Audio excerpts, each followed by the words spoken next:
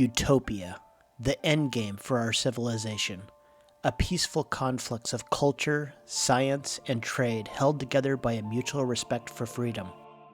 It is our eternal fascination with the balance of perfection and practicality. A pure gathering of collective human happiness expressed through aesthetic beauty and ingenious functionality. The market is flooded with whole genres of games based on achieving the ideal romanticized world. City builders, 4X strategy, and God games focus on how expansion and resource allocation can be mastered in a dance of global equilibrium. Computer simulations let us complete the impossible reality. The perfect world achieved. This isn't that game. Sure, it's fun building grand sandcastles to impress your proud parents, but games let us occasionally play the spiteful younger brother, gleefully smashing those constructions to dust. This game is about letting us play the defeated archvillain in a classic fantasy world where the valiant heroes have won. NPC-controlled good kingdoms rule the realm, while the despised underdogs must hide in the last remaining shadows of a perfect world. We take command of the banished misfits seeking to undo the work of their angelic jailers, and that comical twist is specifically the tone we are seeking. This game very much knows its main cast of playable characters are scene-chewing, mustache-twirling cliché villains just having a ball being evil. This is a tongue-in-cheek fantasy world where lawful good champions, noble knights, and Prince Charmings are the adversary. The horrible paths we are about to tread are done with a wink and a nod, because it is a game centered around mischievous, dastardly deeds with friends, embracing the fun of simulated chaos to achieve our new satirical order.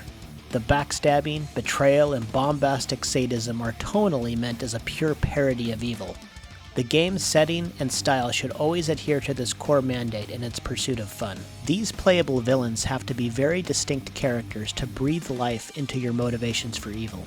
Fallen demigods, ancient liches, traitorous angels, twisted abominations, sinful demons. Each has a history of conflict with the world they inhabit, and motives for their willingness to unmake the good that has been done. We find these villains at their lowest point when the game begins. Lone survivors of a world that has discarded them as anathema. They must regain their former strength through any means necessary or be eternally destroyed.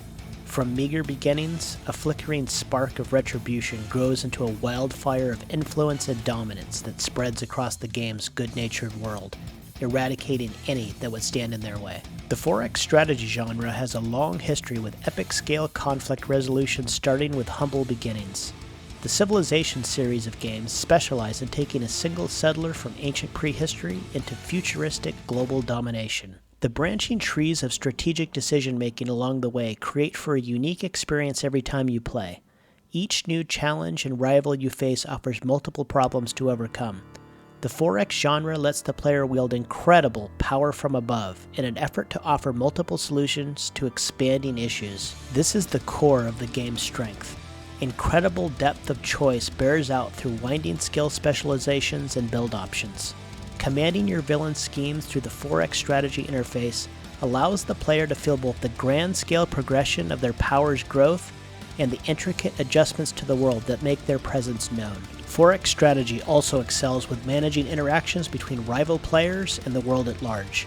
Games like Solarium Infernum capture the complexities of intrigue and deception and apply them to wresting power away from other evil beings attempting to do the same. This game takes those tools and expands them to every step of progression. When the game begins, you must hide your ambition from the powerful NPC kingdoms that rule the land in peace and harmony. The game world sees you as a threat and will attempt to hunt you down if detected. Roaming bands of AI-controlled adventurers may see your fledgling beginnings as a fast bounty. Opening alliances between dissonant factions may form to gain a foothold in the land, but villainy and treachery are easy companions. Secretly revealing other villain players while remaining hidden yourself can be another tactic to employ in the early game. Eradicating your rivals by framing them for your crimes could take pressure off of your own schemes in the long run. Knowing your world through intelligence operations is the key to reforging your influence in the mid-game. Send twisted, stealthy creatures to scout the lands around you. Form cults of followers to blend into the populations of enemy kingdoms, and construct magical spying devices to peer into the fog of war. Revealing the extent of your enemy's reach will open the possibilities to finding a weakness in their strength. Exploiting those weaknesses is your villain's mid to late game objective. Determine which NPC kingdoms can be corrupted from within, which can be dominated by your will, and which must be destroyed by your hand or a traitorous ally. Turn their peaceful, idealistic kingdoms against each other to weaken the realm as a whole.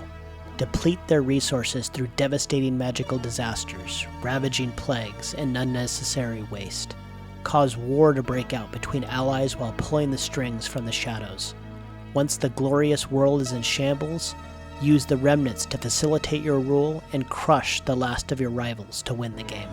While the main game world map and interface lends itself to 4X strategy design, there are aspects of that genre that tend to lack what we need for the game's core mechanics.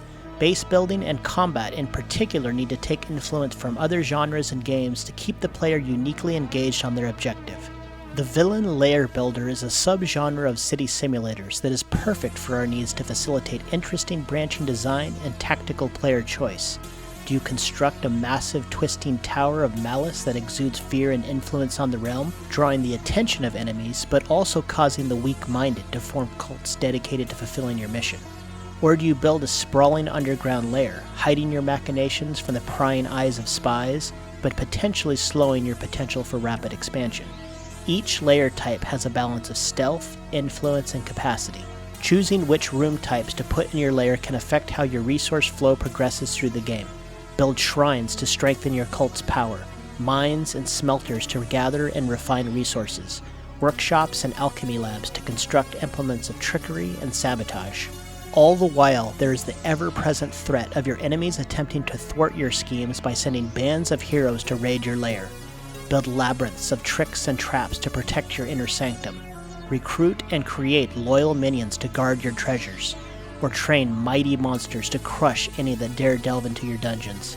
Using the lair minigame should be a seamless transition between 4X strategy and base builder, with fluid decision-making and consequences affecting the player's gameplay both ways.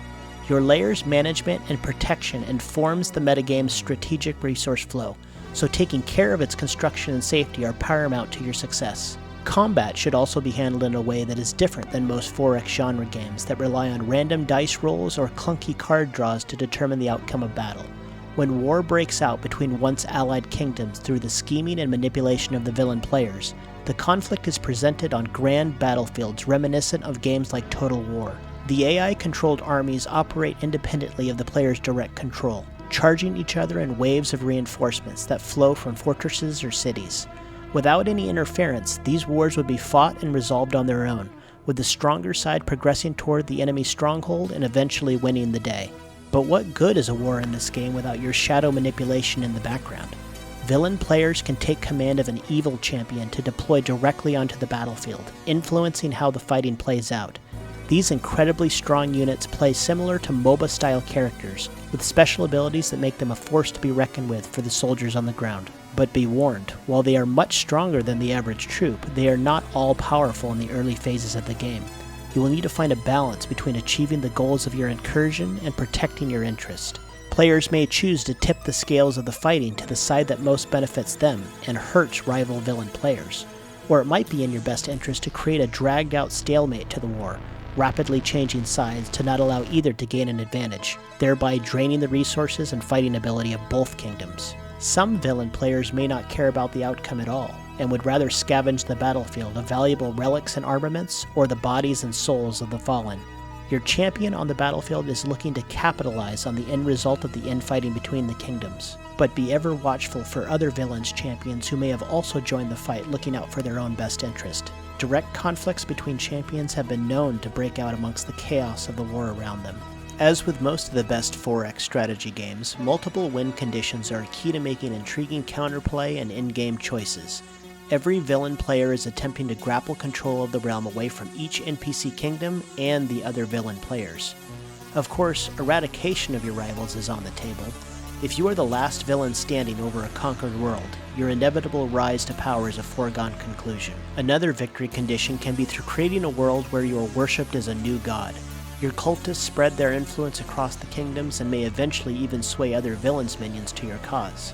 Yet another path would be to sufficiently corrupt and mangle the land itself to mirror your dark origin, making it impossible for any but your dedicated followers and kin to survive.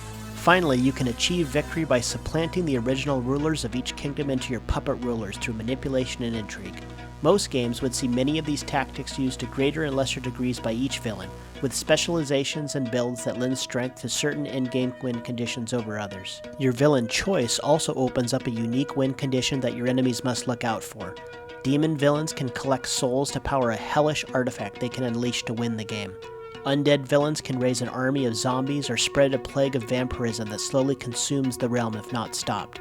Eldritch villains can construct an otherworldly portal to the Netherrealm that, if completed, will allow their reality to remake their planet at their will. This game is ultimately about playing a progressive journey of treachery and intrigue from a position of over-the-top evil.